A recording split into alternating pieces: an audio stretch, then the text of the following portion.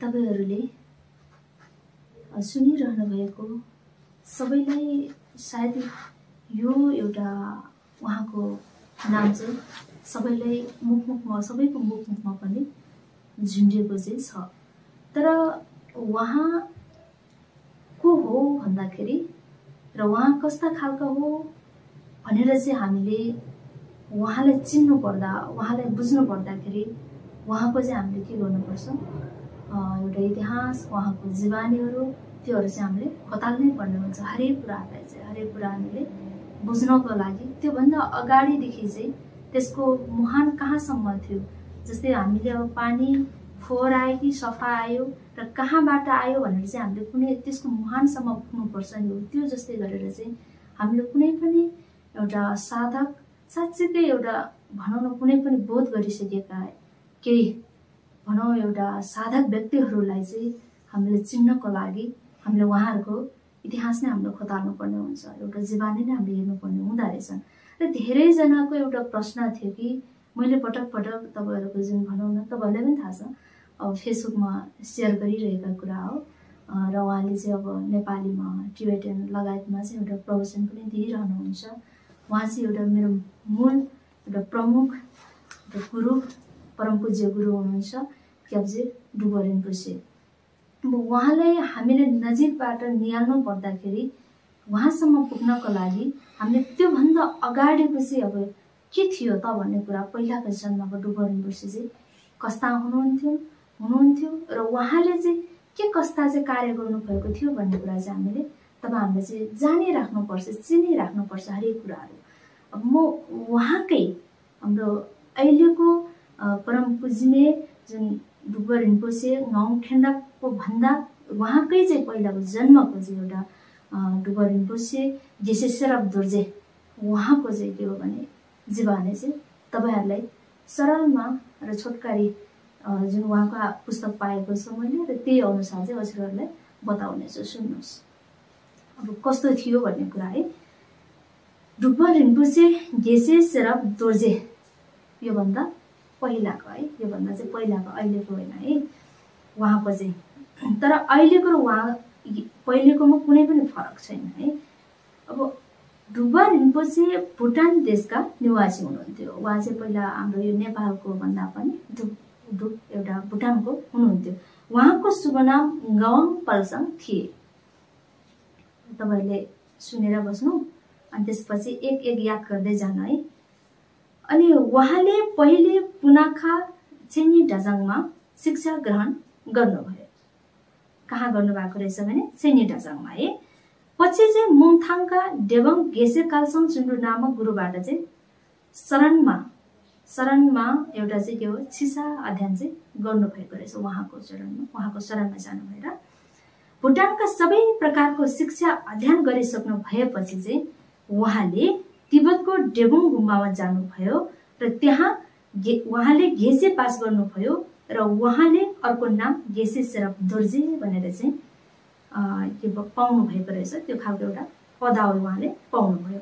पहिलाको नाम जन्मिनु हुने बेलाको नाम जो उहाँ चाहिँ जन्म लिनुको त्यो बेलाको शुभ नाम गाउँ पल्साङ थियो भने पछि चाहिँ उहाँले डेबुङ गुम्बामा जानु भएर गेसे पास गर्नु हुँदाखेरि चाहिँ गेसे सेरप दोर्जे भनेर चाहिँ उहाँले त्यो नाम पाउनुभएको रहेछ। गेसे पास गरेर मात्र उहाँ सन्तुष्ट हुनु भएन। उहाँ फेरि निङमाको मुख्य गुम्बा मिन्डोलिङमा जानुभयो र त्यहाँ सबै धर्म ग्रन्थहरु चाहिँ अध्ययन गर्नुभयो। ग्रन्थ मात्र चाहिँ अध्ययन नगरेर सबै पूजा विधि मिन्डोलिङमा है निङमाको पनि वृत्तान्त रूपमा चाहिँ उहाँले अध्ययन गर्नुभएको रहेछ। त्यसपछि फेरि साक्य गुम्बामा जानु भएर साक्यको जो जति ग्रन्थ र पूजा विधि सबै अध्ययन गर्नु भयो। डुबा कहिले त पहिला भुटानमा हुँदा नै सबै अध्ययन चाहिँ गरिसक्नु भएको थियो। तोक्तेन साक्यश्री भन्ने ठुलो लामा रिम्पोछेबाट चाहिँ उहाँले छाक्छेन भनेको चाहिँ नेपालीमा महामन्त्र हुन्छ है र जोक्छेन भनेको चाहिँ एउटा महासन्धिको चाहिँ महाउत्पन्न र छेडुक धर्म भन्ने चाहिँ एउटा धर्म ग्रन्थको सबै धर्म ग्रन्थहरु चाहिँ सम्पूर्ण रूपले चाहिँ उहाँले प्राप्त गर्नुभयो। तोक्तेन साक्यश्री कहाँ अरु गुम्बाबाट तर्क गर्न आउँदा उहाँले तर्कको लागि डुबर रिम्पोछेलाई नै पठाउनु हुँदो रहेछ र तर्कमा जानु भएर तर्क गरेर तर्क गर्न आउने पक्षलाई हराएर विफल बनाइदिनु भएर उहाँले सबै तर्कहरू चाहिँ जहिले पनि जित्नुहुन्थ्यो। कसले भन्दाखेरि पहिलेका डुबर रिम्पोछे जीसी श्राप दोर्जेले है उहाँले त्यस विषयमा तोक्देन साकेश्रीको अब त्यो हो कि होइन भन्ने चाहिँ हामीलाई तपाईहरुलाई पनि डाउट लाग्न सक्छ। त्यो चाहिँ कहाँ हेर्ने भन्दाखेरि साकेश्रीको चाहिँ एउटा नामथर छ, उहाँको जीवन कथा भन्ने छ है। त्यहाँ चाहिँ अब डुबर रिम्पोछे परम पूजनीय डुबर रिम्पोछेको चाहिँ के हो भने श्राप दोर्जे खेसेको पनि त्यहाँ वर्णन गर्नुभएको छ। तिब्बतमा बस्नु भएको समयमा नै उहाँले के हो निङमाका ठुला लामा आचार्य रिम्पोछेबाट निङमाको सबै पुस्तक ग्रन्थहरू अध्ययन गर्नुभएको थियो। शेरकुङ दोर्जेछ्याङ भन्ने रिम्पोछेबाट भने शेरकुङ दोर्जेछ्याङ है उहाँ रिम्पोछेबाट भने गेलुकको सबै धर्म ग्रन्थ अध्ययन गर्नुभयो। भोटमा सबै धर्मपन्थीका धर्म ग्रन्थ अध्ययन गरिसकेपछि उहाँ भुटानमा नै फेरि फर्किनुभयो। उहाँ सबै विधामा महापण्डित हुनु भएकोले उहाँलाई भुटानका धर्मकुल अहिले पनि जेखेम्बु भन्ने छ नि, त्यो भुटानमा चाहिँ अब एउटा धर्मको राजा भनौँ र अर्को साँच्चै त्यहाँको एउटा राज्य चलाउने राजा दुईवटा चाहिँ देखाएको हुनुहुन्छ, अहिले पनि हुनुहुन्छ। र त्यस्तै चाहिँ के हो भने जेखेम्बु त्यो कुल धर्मगुरुको चाहिँ पदको भार त्यसको चाहिँ अब एउटा त्यो पदको चाहिँ एउटा भार चाहिँ दिने भुटान सरकारले निश्चय गरेर उहाँलाई अनुरोध साथै हुकुम पनि गर्नुभएको थियो। भुटानका कुल धर्मगुरुलाई चाहिँ जेखेम्बु भन्दछन्। यो त तपाईँ हामी सबैजनाले सुनिरहेको कुरा हो है।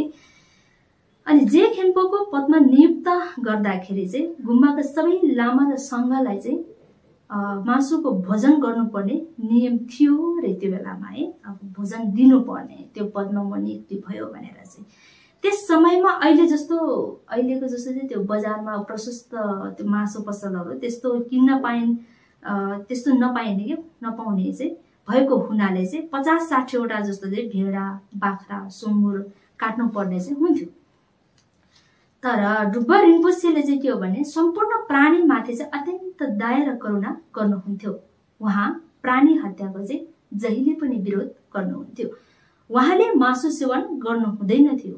उहाँ अहिंसा परम धर्म भन्ने सिद्धान्त चाहिँ पालना गर्नुहुन्थ्यो र यसरी प्राणी हत्या गर्नुपर्ने हुनाले उहाँ अत्यन्त दुखी हुनुभएको थियो।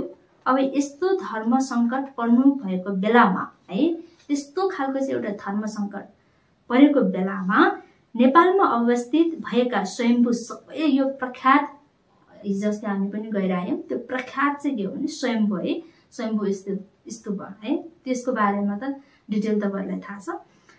अलिक भत्केको हुनाले स्तूप मर्मत गर्नका निम्ति स्मित सम्मत 1917 मा नेपालका भूतपूर्व श्री त्रि सरकार चन्द्र शमशेर राजाले चाहिँ भुटानका राजालाई एकजना महाविद्वान पण्डित लामालाई चाहिँ पठाइदिनको लागि निवेदन पत्र पठाउनु भएको रहेछ है।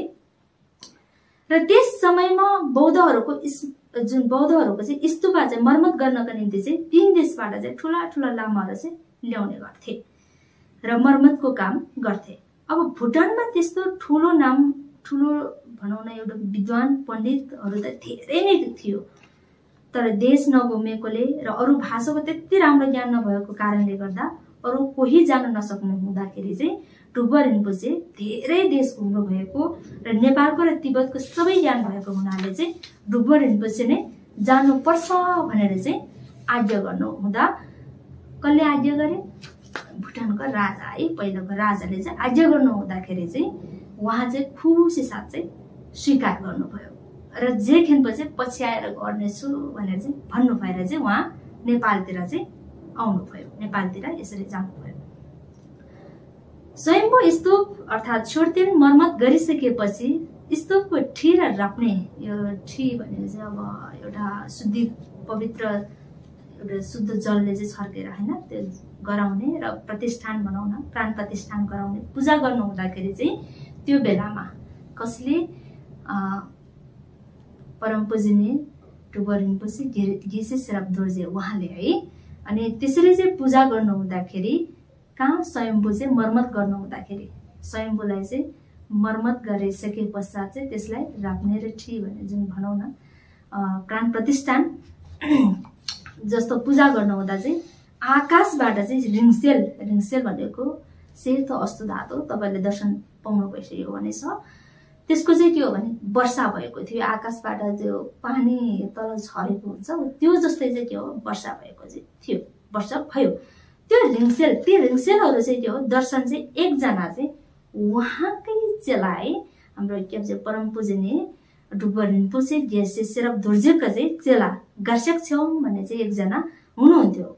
र त्यो गार्सेक छेवाङ उहाँ जुन छ नि गार्सेक छेवाङ भन्ने लामाले मात्र चाहिँ के हो त्यो रिङसेल चाहिँ आकाशबाट झरेको देख्नुभयो।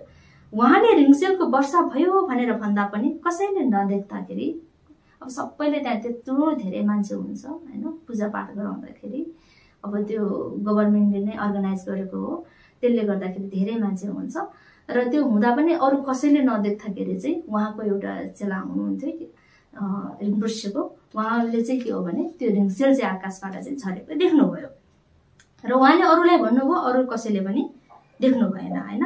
र त्यो भए पश्चात उहाँले चाहिँ आफ्नो जुन खुट्टाले चाहिँ त्यो रिङसेल झरेको वरिपरि यसरी रेखा कोरिदियो र त्यो रेखा कोरिदिँदा मात्र के हो भने पछि चाहिँ सबै अरूहरूले सबैले पनि देख्यो। रिङसेलको वर्षा झन्डै 2 पाथी भन्दा पनि ज्यादा भएका थिए र ती रिङसेल 2 पाथी जति तिब्बतबाट आउनु भएका ठूला लामा गुरुहरूले नै लानुभयो भने डुबर रिम्पोछेका चाहिँ नेवार चेलाहरूले पनि धेर थोर पाउनु भए। ती रिङसेल काठमाडौँको नेवार चेलाहरू कहाँ अहिले पनि छन्, ठाउँ ठाउँमा अहिले पनि बिहारहरू जो चाहिँ पाटनतिर लगायत अन्य बिहारहरूमा पनि त्यो जुन रिङसेलहरू चाहिँ एकचोटि चाहिँ दर्शन दिने गरिन्छ, वर्षमा एकचोटि दिन्छ होला। त्यो चाहिँ के हो भने त्यहाँ हुनसक्छ अरूहरू पनि हुनसक्छ होइन, भए तापनि के हो भने अहिले पनि कहाँ चाहिँ रहेछ भने नेवार चेलाहरू कहाँ चाहिँ त्यो स्वयम्भू जुन स्तूपलाई चाहिँ यो प्राण प्रतिष्ठान गर्ने बेलामा चाहिँ जुन झरेको आकाशबाट चाहिँ वर्षा भएका रिङसेल चाहिँ अहिले त्यहाँ पनि रहेछ है। अब ती रिङसेल काठमाडौँको नेवार चेलाहरू कहाँ अहिले पनि छन् र तिब्बतबाट आउनु भएका लामाहरूले 2 पाथी जति रिङसेल लानु भएको कारण चाहिँ त्यस बेलामा नेपालका मानिसहरूले रिङसेलको महत्त्व जानेको थिएन, त्यसैले गर्दाखेरि त्यति धेरै चाहिँ लान पाउनु भएको रहेछ। नेपालमा 6 महिना जस्तो पानी नपर्दा अनिकाल लागेको थियो र वर्षा नभएको कारणले धेरै प्रकारको विरामहरू पनि फैलिएका थिए। यसरी वर्षा नहुँदा अनेक प्रकारको पूजा आदि गर्दा पनि केही फाइदा नहुँदाखेरि नेपाल सरकार चन्द्र शमशेरका बिन्ती अनुसार चाहिँ अहिले पनि छोरल्ली भन्ने चाहिँ तौदाहा भन्छ गरे है, त्यसले छोरल्ली भन्ने ठाउँमा चाहिँ उहाँले चाहिँ एउटा जप मन्त्र चाहिँ गर्नु भएर शुद्धि गरिने चाहिँ पूजा विधि त्यस्तो चाहिँ एउटा ठिक गर्नु भएर चाहिँ त्यस्तो गरिसक्नु भए पश्चात चाहिँ के भयो भने 7 दिनसम्म चाहिँ यो पानी परेर पानीको दुःख र अनिकालबाट चाहिँ मुक्त गरिदिनु भएको थियो। अब युवराज युद्ध शमशेर वा कुनै राजा खानदानमा छोरा नहुँदा डुबर रिम्पोछे स्वयंले नै उहाँले नै के हो भने त्यो राज खानदानमा अझ ठुलो गुण त्यहाँनेर रहेछ रिम्पोछेको। नेपालमा कति धेरै उहाँले लगाउनु भएको चाहिँ एउटा कृपाहरू उहाँले गर्नुभएको गुण एकदमै धेरै छन्।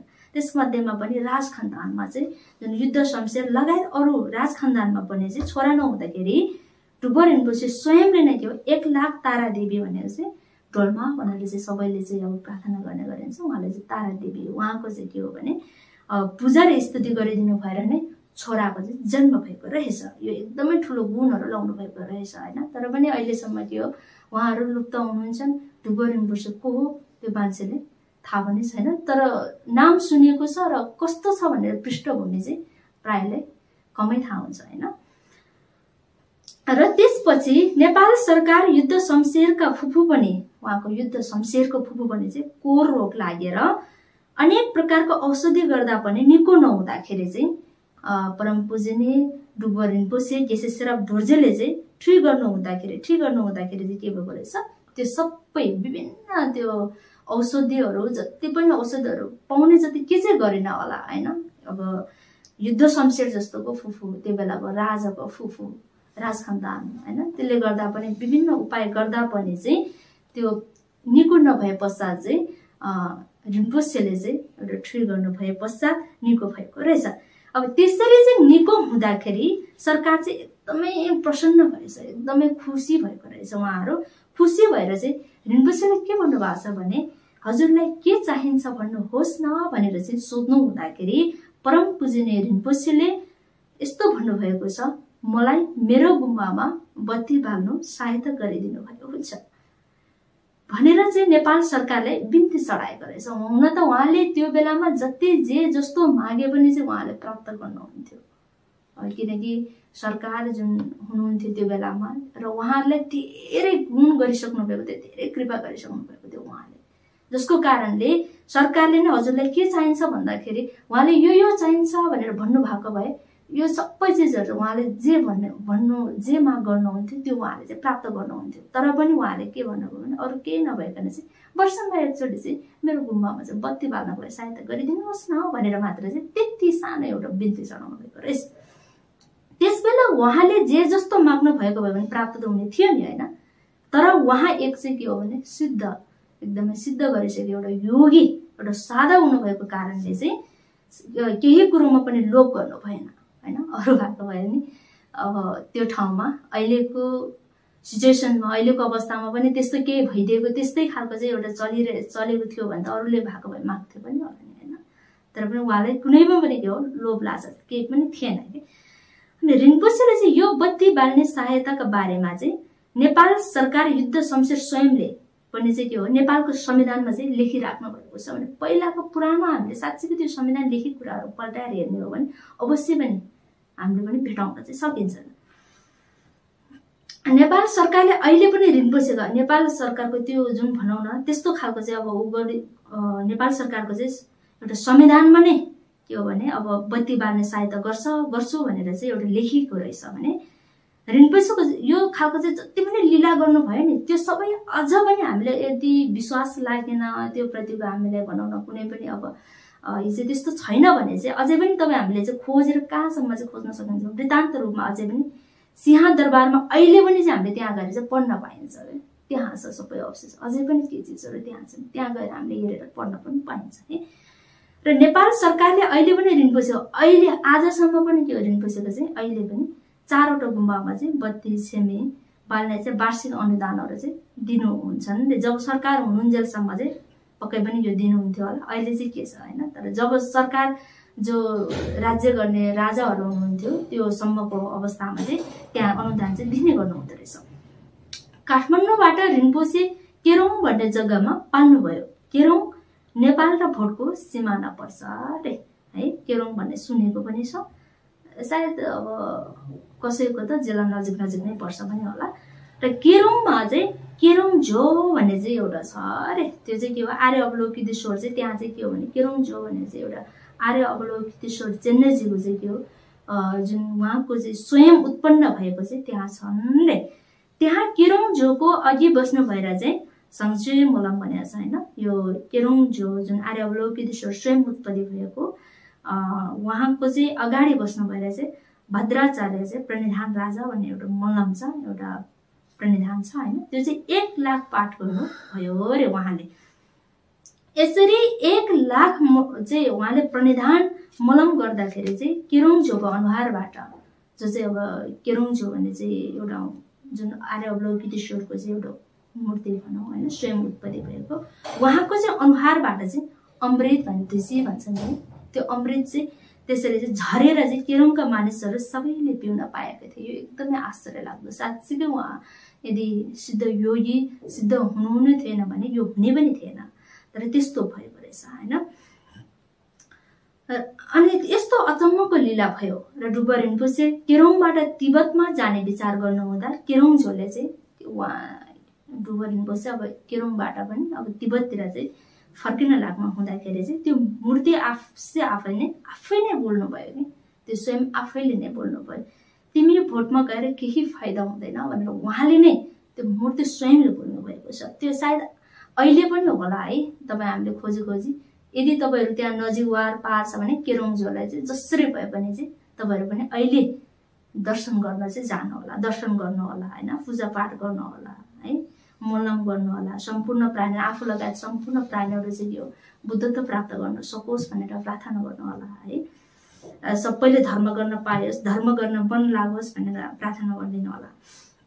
ड्रुप रिम्पोछे केरोङबाट तिब्बत जाने विचार गर्नु हुँदाखेरि त्यसरी आर्य अवलोकितेश्वरको चाहिँ मूर्ति स्वयं बोल्नु हुनुभयो र बोल्नु हुँदाखेरि तिमी भोट गरेर केही फाइदा हुँदैन, भोटमा त हजारौं पण्डितहरू छन्, हजारौं मानिसहरू छन् हैन, तिमी त्यहाँ गए घामको सामु तारा जस्तो मात्र भएर जान्छ, त्यसैले तिब्बत जानु भन्दा पनि तिमी नेपालको कुनातिर जानु उचित हुन्छ भनेर चाहिँ यसरी मूर्ति स्वयंले चाहिँ आर्य अवलोकितेश्वरको मूर्ति छन् हैन, केरोङ उहाँ आफै नै बोल्नु भयो। जहाँ धर्मको महत्त्व बुझेको छैन, जहाँ धर्म जानेको छैन, त्यतैतिर बस्यो भने लाखौं मानिस र प्राणीहरूको चाहिँ कल्याण हुनेछ भनेर चाहिँ उहाँले चाहिँ भन्नुभयो। धर्म फैलाउन सक्ने छौ यस्तो भनेर चाहिँ तिमीले अब धर्म फैलाउन चाहिँ सक्छ भनेर चाहिँ यस्तो खालको चाहिँ उहाँले चाहिँ के हो भने बानी गर्नुभएको रहेछ। र त्यो हुँदाखेरि ड्रुप रिम्पोछे केरोङको पाङसिङ भन्ने ठाउँमा बस्नु भएर पाङसिङ नामक चाहिँ गुम्बा निर्माण गर्ने उद्देश्य लिनु भएर चाहिँ भूमि पूजा गर्नुभयो। अब पाङसिङ गुम्बा सायद तपाईहरुलाई कतिलाई थाहा होला हैन। र त्यहाँ चाहिँ के हो भने गुम्बा चाहिँ अब त्यो पाङसिङ गुम्बा बनाउने उद्देश्यले चाहिँ उहाँले त्यहाँ चाहिँ के हो एउटा पूजा गर्नुभयो। त्यसपछि भूमि खन्दाखेरि चाहिँ एउटा ठुलो माटोको चाहिँ यस्तो गुम्बा भन्छ नि हामीले कलश कि हो, त्यो चाहिँ उहाँले पाउनुभयो। र त्यो कलशको नाप झन्डै तावाको गाक्री भन्दा अलिक ठुलो थियो अरे है, माटो र मसिनो ढुङ्गा मिलेर बनिएको थियो। यसरी कलश भेटाएपछि गुम्बा बनाइसकेर त्यो कलश गुम्बाको बीचमा चाहिँ उहाँले राखिदिनु भयो। र त्यो कलश खासमा के हो, भगवानको चित्तको चाहिँ एउटा चिन्ह हुन्। तिब्बती भाषामा चाहिँ यसलाई थुप भन्दछन्। त्यो कलश भित्र आफै आफ पानी उम्रेर आउँथ्यो। अब यो अचम्म आश्चर्य लाग्दो कुराहरू छन् के, यो यदि सिद्धि नभएको भयो हैन, उहाँ सिद्ध पुरुष नभएको भए चाहिँ यस्तो हुँदैन। तब हामीले अब एउटा कलश कतै भेट्ला अरे खन्यो भने, कतै भेट्यो भने के त्यहाँ पानी आफै आफ उम्रिन्छ, पक्कै पनि त्यो सम्भव पनि छैन। तर त्यहाँ चाहिँ के हो, पानी आफै आफ चाहिँ उम्रेर चाहिँ आउने गर्दो रहेछ। र पुण्यको दिन त्यो कलशमा चाहिँ पानी भरिन्थ्यो। पुण्यको दिनमा अब सबैले थाहा भएको कुरा है, पूर्णिमा चाहिँ यो चन्द्रमा चाहिँ गोलो एकदम सबै गोलो भएर चाहिँ उज्यालो हुन्छ नि, त्यो पुण्यको दिनमा चाहिँ त्यो कलशमा चाहिँ पानी सबै भरिन्थ्यो अरे। अनि सबैले चाहिँ के हो भने अमृत स्वरूप चाहिँ रिम्पोछेले चाहिँ वितरण गर्नुहुन्थ्यो। जति वितरण गरे पनि कलशमा पानी चाहिँ जति अरूलाई दियो, जति अरूलाई पियाए तापनि हैन, पिलाए तापनि त्यो चाहिँ के हो भन्दाखेरि कहिले पनि चाहिँ त्यो कम भएर गएन अरे। पानी जति छ जतिको त्यति नै रहन्थ्यो अरे। पानीको स्वाद पनि चाहिँ अमृत र दूध जस्तो मिठो थियो अरे। सायद अहिले पनि, अहिले कस्तो के होला है त्यो पछिको कुरा, अहिले यहाँ सायद होला। त्यसपछि एक रात ड्रुप रिम्पोछेको सपनामा चाहिँ तिमी तेर्गे भन्ने ठाउँमा चाहिँ जानु र त्यहाँ जुन चिज पाउँछ गुम्बामा ल्याउनु भन्ने भविष्यवाणी चाहिँ भएको रहेछ। र भविष्यवाणी अनुसार अब यो सपना भन्दा पनि अब अलिकति चाहिँ उहाँहरू ढाङढाङ जस्तोमा चाहिँ त्यसरी दिएको हुँदो रहेछ। अब सपनै भन्दाखेरि हामीले निदाएर चाहिँ एकदम त्यो कहाँ त्यो गएर त्यस्तो देख्ने कुरा चाहिँ होइन है, त्यो साँच्चै जागृत जस्तै अवस्थामा त्यस्तो हुने हो। अनि भविष्यवाणी अनुसार चाहिँ रिम्पोछे त्यस ठाउँमा जानुभयो र तेर्गे भन्ने ठाउँ चाहिँ गुम्बाबाट अलिक माथिपट्टि ठुलो चट्टान भएको ठाउँमा छ। र त्यहाँ एउटा 1 हात जति लामो सेतो ढुङ्गाको चाहिँ एकादशनन अर्थात् चुचिक चाहिँ एउटा चुचिक स्याल भएको चाहिँ हैन 11वटा शिर भएको आर्य अवलोकितेश्वर चाहिँ उहाँले पाउनुभयो। र त्यो मूर्ति त्यति स्पष्ट रूपको थिएन, अब त्यति स्पष्ट रूपको थिएन अरे। फेरि छातीमा मृगको छाला पनि थिएन।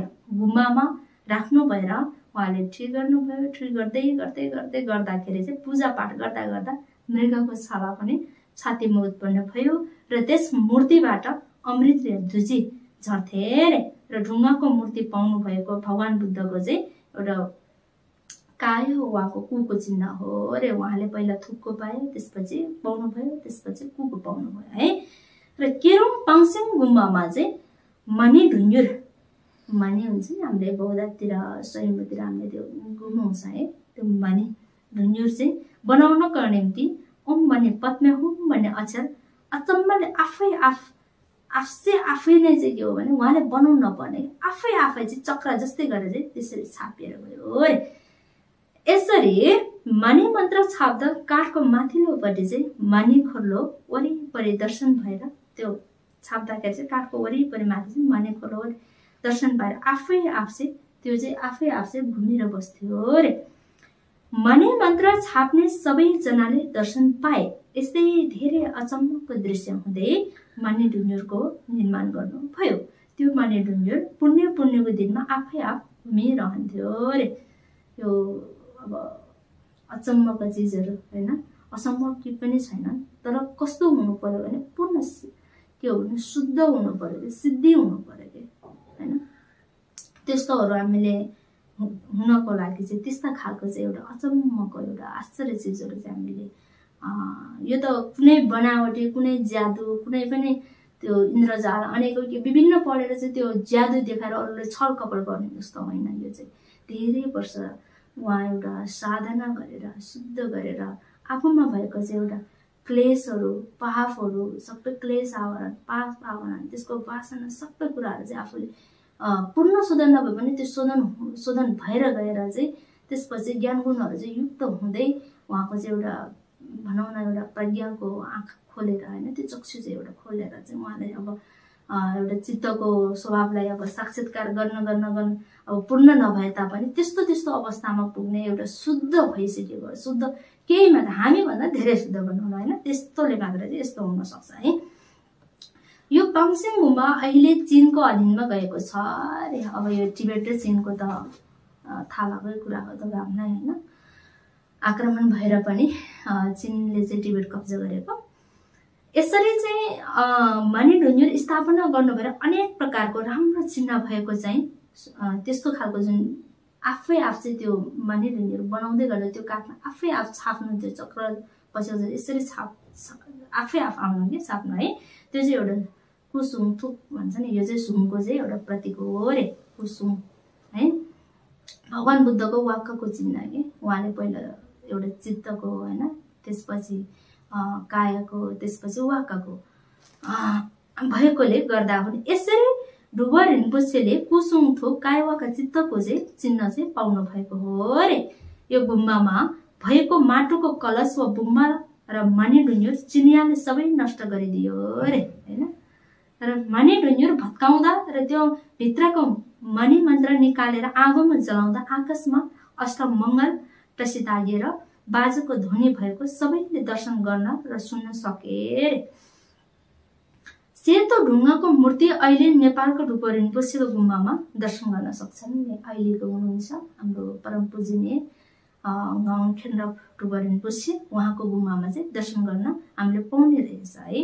त्यो जुन सेतो ढुङ्गाको चाहिँ जहाँ चाहिँ आर्य अवलोकितेश्वर 11 मुहारले युक्त हुनुभएका आर्य अवलोकितेश्वर र उहाँको चाहिँ मुहारबाट चाहिँ एउटा अमृत छरेको र त्यो सबैले पिउनु पाएको हो बोल्नु भएको उहाँ अहिले हुनुहुन्छ, अहिले छ अरे, हामीले दर्शन गर्न सक्छन् नि।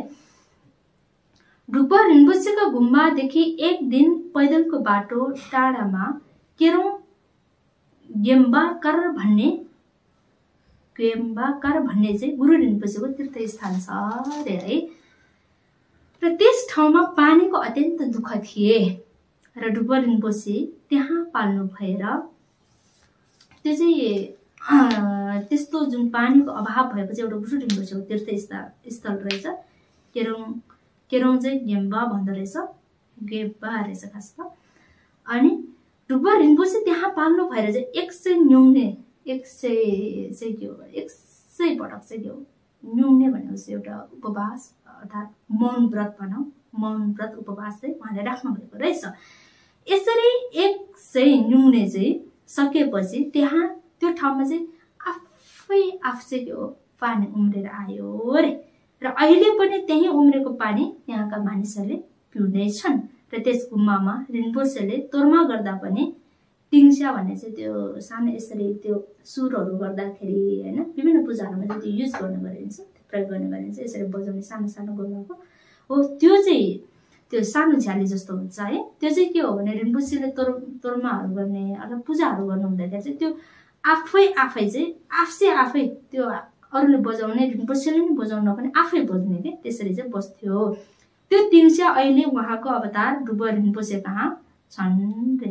उहाँको चाहिँ अहिलेको ड्रुप रिम्पोछे कहाँ छन् त्यो तपाईँ हामीले चाहिँ अब दर्शनको रूपमा चाहिँ माग्यो भने पाइयो भने हामी एकदमै भाग्यमानी भनौँ होइन।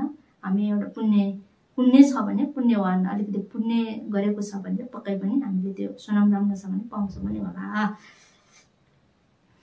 र ड्रुप रिम्पोछे न्युङ्ने बस्नु भएको समयमा पूजामा चाहिँ बाल्नुपर्ने बत्ती धूप आफै बल्ने गर्थे। अब यो आश्चर्य लाग्दो कुराहरू छन्, यो अचम्मको कुराहरू छन्, हाम्रो कल्पनाभन्दा बाहिरको कुराहरू छन्। तर यो असम्भव पनि होइन, यो सम्भव पनि छन् क्या। तर यी चिजहरू हुनको लागि चाहिँ मैले अघि भनेको जस्तै धर्म गर्नु पर्यो होइन। सबै धर्मले राम्रो चिन्नु पर्यो र आफूले ग्रहण गर्नु पर्यो। ग्रहण गरेर त्यसलाई चाहिँ राम्रोसँग लिन सक्यो भने त्यो राम्रो हुन्छ। र त्यो चाहिँ कसले देखेको हो भन्दाखेरि चाहिँ स्वयं त्यसरी बलेको र त्यो धुपहरू त्यो बत्तीहरू गरेको चाहिँ एउटा चुम्माको आनी चाहिँ चुम्मामा बस्नुहुने एउटा चुम्मा आनी निमा डोमाले चाहिँ देख्नु भएको रहेछ।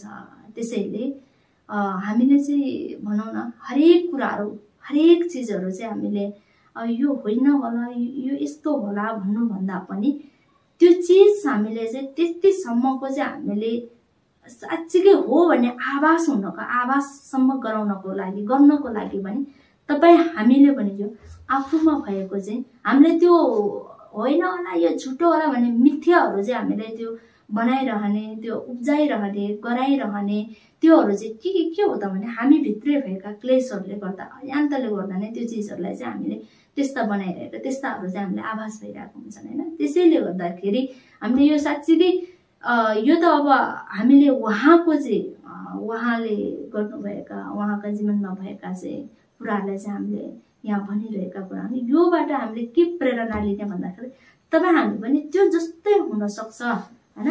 त्यो भन्दा पनि अझ उहाँले त अब उहाँ सिद्ध एउटा योगी त भइसक्नु भएको छ होइन, एउटा बुद्ध जस्तै। र हामी पनि त्यो जस्तै हुनुपर्छ भनेर चाहिँ तपाईँ हामीले पनि अहिलेदेखि के गर्नु पर्यो पहिला चाहिँ सर्वप्रथम धर्म राम्रो सिक्ने, राम्रो गुरुकोमा जाने, धर्म राम्रो सिक्ने होइन। अब यो ढेलो यो निङमा यो साका यो काग्यो भने यो परम्परालाई चाहिँ एउटा धारण गरेर परम्परालाई चाहिँ आफूले पक्रेर नबसिकन चाहिँ हामी त्यो भन्दा पनि बाहिर अझ हो आफ्नो त्यो लाइनमा गर्ने बेलामा त्यो हुन सक्छ होइन। तर त्यो भन्दा पनि बाहिर निक्लिएर हामीले अझ पनि त्यो हामी साँच्चीकै बुद्धकै शिक्षा वा बुद्ध बन्नको लागि बुद्धत्व प्राप्त गर्नको बुद्धकै शिक्षालाई चाहिँ हामीले राम्रोसँग केलाएर भित्र रूपमा हामीले आफूले मनन गरेर साधना गरेर चाहिँ हामीले के भन्छ आफूमा भएका क्लेशलाई निवारण गरेर हामीमा त्यो प्रज्ञा जगाएर चाहिँ आफ्नो चित्तको चाहिँ साँच्चै के हो साक्षात्कार त्यसको स्वभावलाई चाहिँ एउटा साक्षात्कार गर्न सक्यो भने त्योभन्दा त्यतिखेर चाहिँ यो सब चिजहरू सम्भव छन्। यो त सामान्य भयो अझ सब चिजहरू चाहिँ हामीले जे पनि जाने अब एकै उसमा पनि हामीले भनौँ न त्रिलोक त्रिधातु सबै ठाउँमा हामी पुग्नु पनि सक्छ, यस्तो कयौँ निर्माण गर्न पनि सक्छन् होइन। त्यसैले गर्दाखेरि तपाईँ हामी पनि त्यो जस्तै हुनको लागि चाहिँ प्रयत्न गर्नु होला है। तपाईँहरू पनि त्यही गर्नुहोस्। अब हामी पनि त्यही प्रयासमै छौँ, प्र्याक्टिस गर्दैछौँ, अभ्यास गर्दै जाने हो होइन। अभ्यास गर्दै जाँदाखेरि अब यो कालो कपडामा लागेको दाग होइन आज हामीले अलिकति त्यो धुँदै नधुइकन राख्यो भने त्यसमा झनै फोहोर थुप्रेर बस्छ। त्यो भन्दा नि आज अलि बरु पुरै त हामीले सक्दैन नि त एकै दिनमा जाँदा पनि जाँदैन, पानी सफा भयो भने जाँदैन होइन। अब राम्रो खालको सरफ ल्याए तापनि पानी सफाइ भयो भने त्यो जाँदैन नि त। आज घोट्ने भोलि घोट्ने पर्सि घोट्ने गर्दाखेरि त्यो साँच्चीकै त्यसको पहिला सेतो थियो भने त्यो सेतोलाई चाहिँ हामीले बाहिरै देख्न सक्छौँ नि है। त्यसैले हामीले त्यही गरौँ, आज चाहिँ यति गरौँ। अनि दोस्रो भाग चाहिँ योभन्दा चाहिँ अब भोलि दोस्रो भाग चाहिँ अब कि भोलि या पर्सि त्यो चाहिँ अनि तपाईँहरूलाई सुनाउँछु है।